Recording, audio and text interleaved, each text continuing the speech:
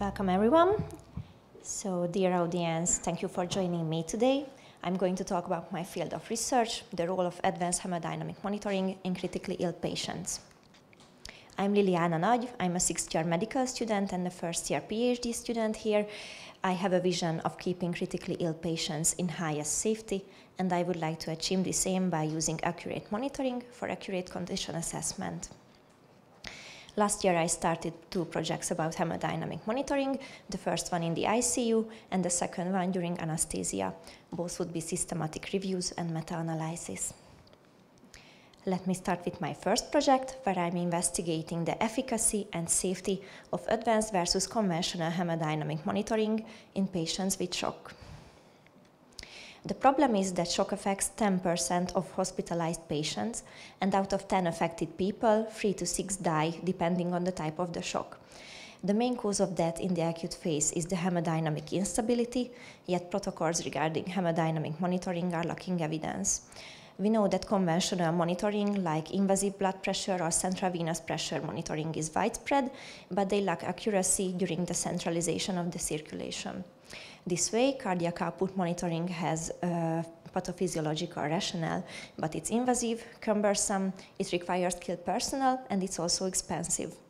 This way, the outcome benefits of cardiac output measurement is still missing, so I aim to evaluate its advantages on clinical outcomes in shock. I would describe the available methods. Within advanced hemodynamic monitoring, we distinguish 3 subgroups.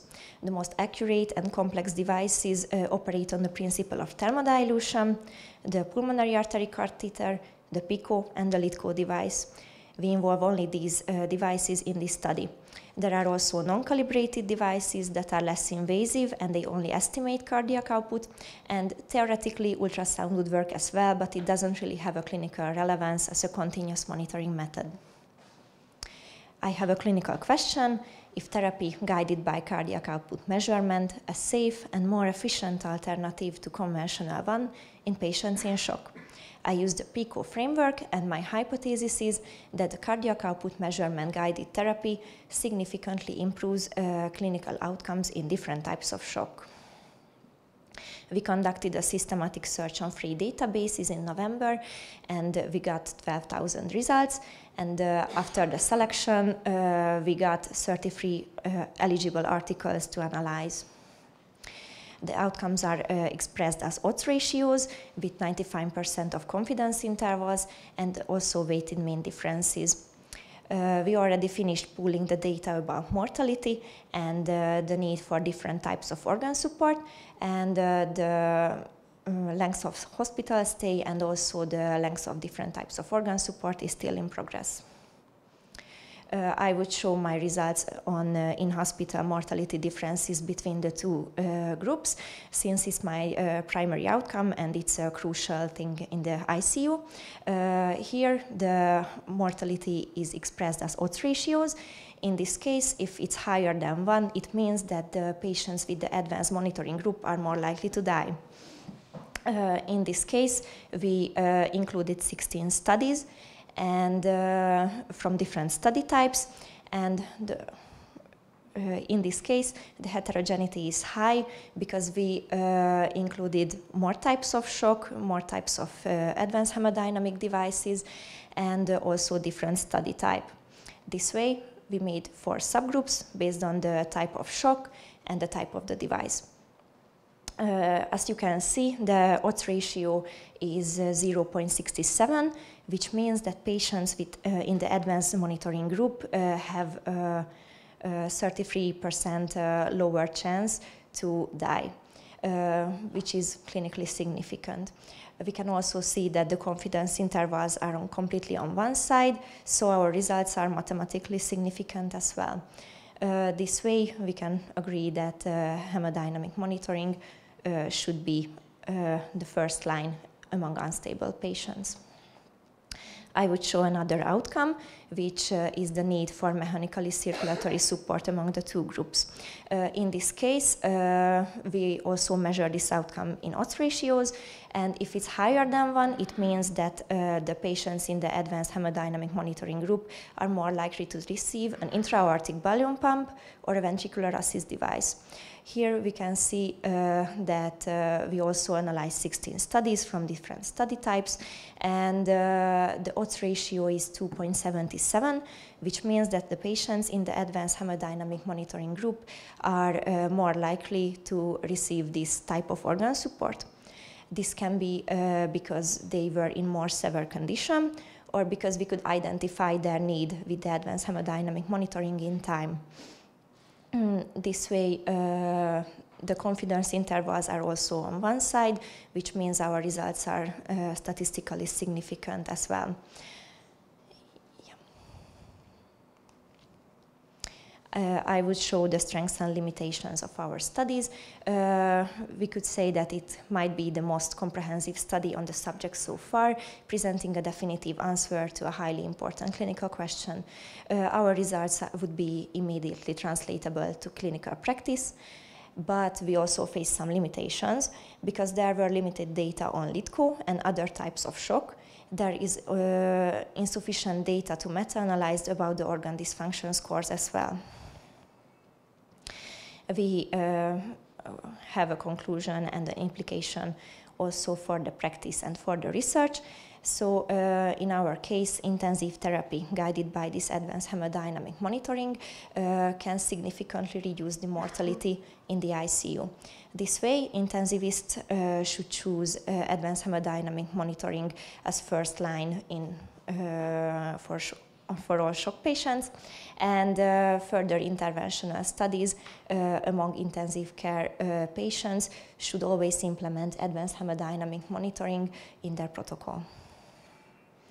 Talking about the progress of my first project, we just got some of my figures, and we will continue it on the remaining outcomes.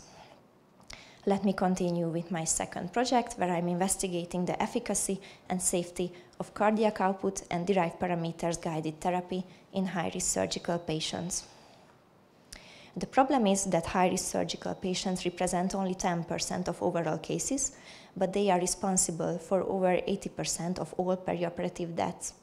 Oxygen delivery is in major importance among this population, so we can agree that cardiac output monitoring would be pivotal in their case. Yet only 1 of 10 patients receive this intervention. We know that conventional monitoring works in low-risk surgeries, but they lack accuracy in high-risk ones. This way, non-calibrated monitoring is minimally invasive, consisting only of an arterial line and a sensor attached to it. It's also simple to use and real-time. We are still missing the outcome benefits of cardiac output measurement, so I aim to evaluate its efficacy and safety in high-risk surgical patients. Once again, I would show the available methods. In this case, the devices that work on the principle of thermodilution are not suitable, since they are very invasive and expensive to use them only for a couple of hours. In this study, we use the non-calibrated devices like the FlowTrack and PulsioFlex that only need an arterial line and a sensor attached to it. This way, it's suitable for monitoring during anesthesia, and it's also good to estimate cardiac output. My clinical question is if therapy guided by non-calibrated hemodynamic monitoring a safe and more efficient alternative to conventional one in high-risk surgical patients. To answer this question, I use the PICO framework, where the population is high-risk surgical patients. The intervention is therapy guided by non-calibrated hemodynamic monitoring. We compare this to standard therapy, and we measure the outcomes on postoperative complications and organ dysfunction scores. And we also measure mortality, length of stay, and also the safety of the procedure among the patients who receive this intervention. This way, my hypothesis and the expected clinical implication is that therapy guided by non-calibrated hemodynamic monitoring significantly improves postoperative outcomes. Currently, I'm in a preliminary search stage, and I'm using a search key, getting thousands of results on 3 databases, and my key articles fit into the framework of my research. In conclusion, my goals seem achievable and I plan to finish them next autumn. I would finish my presentation with a quote to ensure keeping our patients in highest safety. Do to others as you would have them do to you. Thank you for your attention.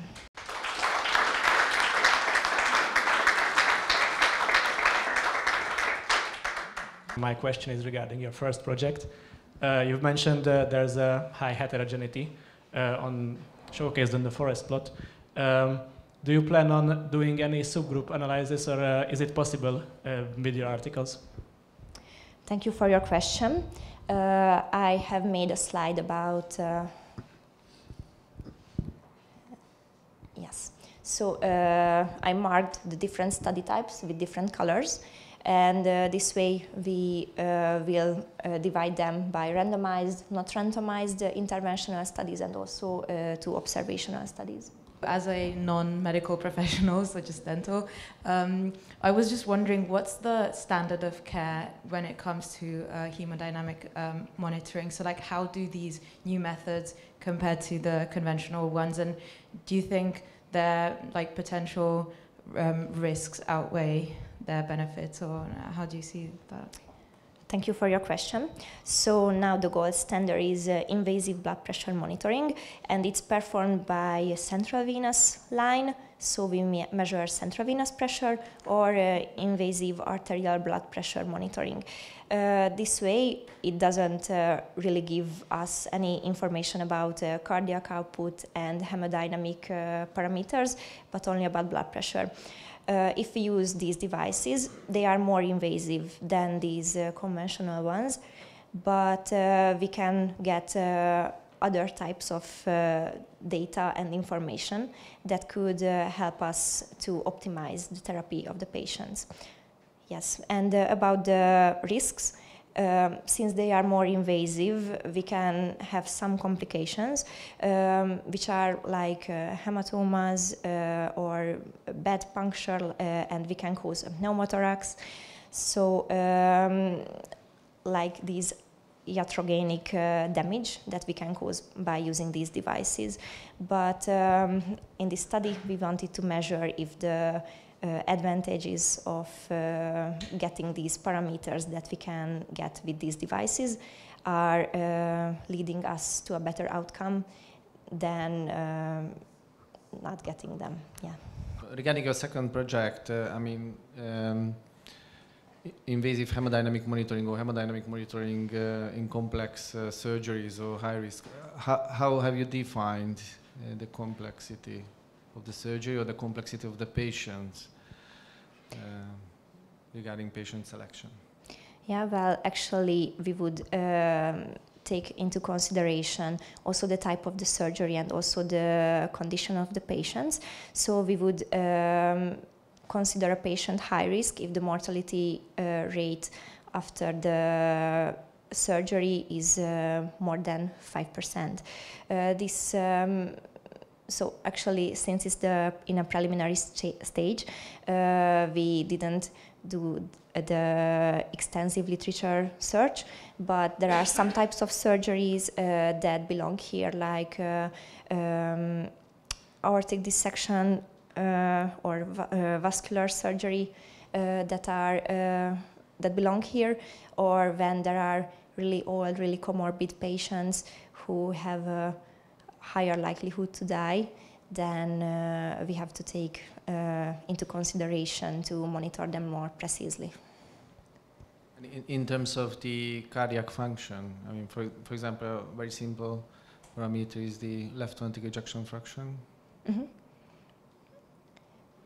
What do you think about it, or have you used it in your methodology? Actually, if the ejection fraction is lower, then we should. There is a higher indication to monitor them.